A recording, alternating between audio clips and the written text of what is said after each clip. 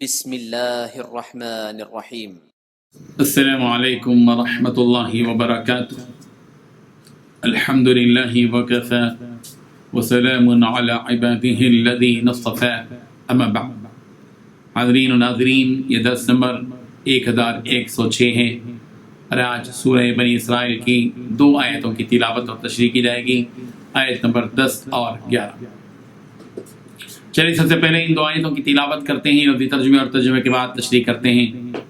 اعوذ باللہ من الشیطان الرجیم، بسم اللہ الرحمن الرحیم۔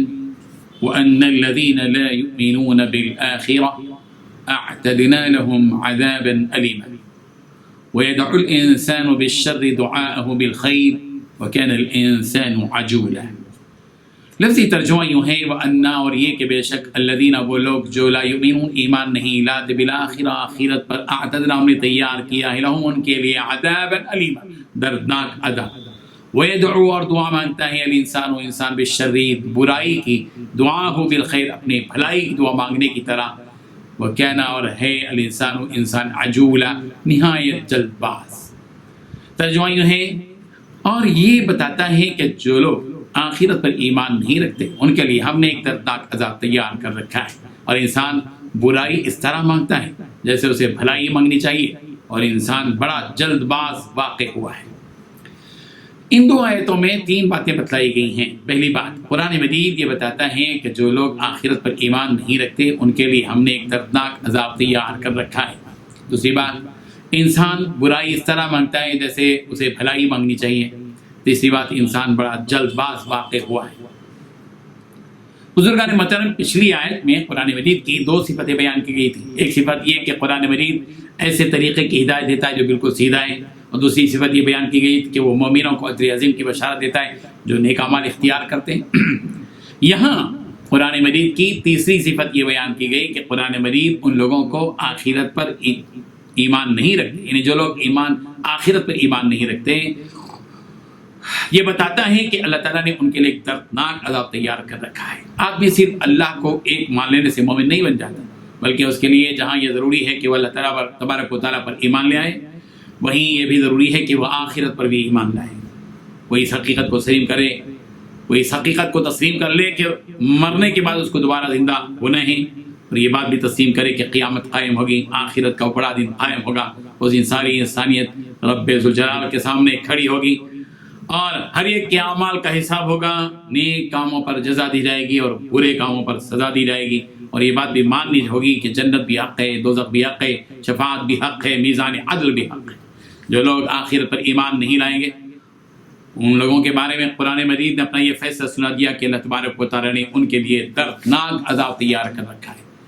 قرآن مجید کی ان 3 صفتوں کو بتائے جانے کے بعد اللہ تبارک و تعالیٰ انسان کی 2 کمزوریاں اور خامیاں بیان کر رہے ہیں۔ ایک خامی تو انسان کی یہ بتلائی گئی کہ وَيَدْعُ الْإِنسَانُ بِالشَّرِّ دُعَاءَهُ بِالْخَيْرِ، انسان برائی کے لیے ایسی دعا مانگتا ہے جیسے خیر کے لیے دعا مانگتا ہے۔ یہ انسان کی کمزوری ہے کہ جب وہ غصے میں بے قابو ہو جاتا ہے اور یا مایوسی کا شکار ہو جاتا ہے تو صبر و تحمل کے ساتھ ظاہر بات ہے کہ ایسے مومنانہ جملے اپنی زبان سے ادا کرنے کے بجائے ایسی باتیں کہہ دیتا ہے جو اس کے لیے خیر سے خالی اور عاری ہوتی ہیں، اپنے لیے ایسی برائی کی دعا مانگتا ہے جیسے کوئی اپنے لیے بھلائی کی دعا مانگتا ہو۔ کبھی اپنی جان پر لعنت ملامت کرتا ہے کہ اللہ مجھ پر لعنت کرے، نعوذ باللہ، اللہ مجھے زندہ دھسا دے، یا اللہ مجھے موت دے دے، اللہ مجھے ذلیل و رسوا کر دے، وغیرہ وغیرہ۔ کوئی اپنے لیے نادانی ہی میں بد دعا کر بیٹھتا ہے، پھر جب اللہ تبارک و تعالیٰ اس کی اس بد دعا کے مطابق وہ تکلیف اسے بھیج دیتے ہیں تو وہ تکلیف اس کو ناگوار معلوم ہوتی ہے۔ مومن و مسلمان کو چاہیے کہ اپنے حق میں اور دوسروں کے حق میں خیر ہی کی دعا کرے۔ جب بندہ خیر مانگتا ہے تو اسے خیر ہی عطا فرمائے گا۔ اسی لیے رسول رحمت صلی اللہ علیہ وسلم نے حکم دیا کہ اللہ تعالیٰ سے عافیت مانگو۔ جابر رضی اللہ عنہ سے روایت ہے، رسول اللہ صلی اللہ علیہ وسلم نے ارشاد فرمایا کہ اپنی جانوں اور اپنی اولاد اور اپنے مالوں کے لیے بد دعا نہ کرو۔ ایسا نہ ہو کہ تم کسی مقبولیت کی گھڑی میں اللہ تعالیٰ سے سوال کر بیٹھو اور وہ تمہاری بد دعا قبول فرما لے، جیسا کہ مشکات شریف کی حدیث ہے۔ اللہ تعالیٰ کی یہ بڑی مہربانی ہے کہ اللہ تبارک و تعالیٰ انسانوں کی جلد بازی میں کی بھی بہت سی بد دعاؤں کو قبول کرنے میں جلدی نہیں فرماتے۔ اللہ تبارک و تعالیٰ بڑے ہی حلیم ہوتے ہیں، بردبار ہوتے ہیں۔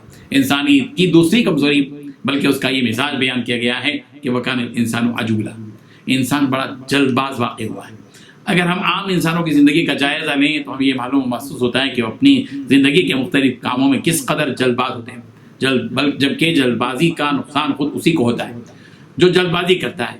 رسول رحمت صلی اللہ علیہ وسلم نے فرمایا العنت من اللہ والعجلۃ من الشیطان، بردباری اللہ تعالیٰ کی طرف سے ہے اور جلد بازی شیطان کی طرف سے، مشکات شریف کی حدیث۔ یہ آیت اشارہ کر رہی ہے کہ آدمی ہر کام کے کرنے سے پہلے غور و فکر کرے، سوچ سمجھ کر قدم اٹھائے۔ جلد بازی سے کام بگڑتے ہیں اور سنجیدگی کے ساتھ کام کرنے سے کام بنتے ہیں۔ ہاں، آخرت کے کام میں دیر نہ کی جائے، وہاں جلدی کی جائے، جیسے نماز کا پڑھنا ہے، حج کا ادا کرنا ہے وغیرہ۔ یہاں جلد انجام دینا مطلب ہے کہ قضا نہ ہو جائے یا چھوٹ نہ جائے۔ جلدی کا مطلب یہ نہیں کہ جلدی جلدی نماز مختصر کر کے پڑھ لی جائے، یہ مطلب نہیں ہے۔ اللہ اکبر۔ اللہ تبارک و تعالیٰ نے حقیقتوں کو ہم سب کو سمجھنے کی توفیق عطا فرمائے۔ وآخر دعوانا ان الحمد للہ رب العالمین۔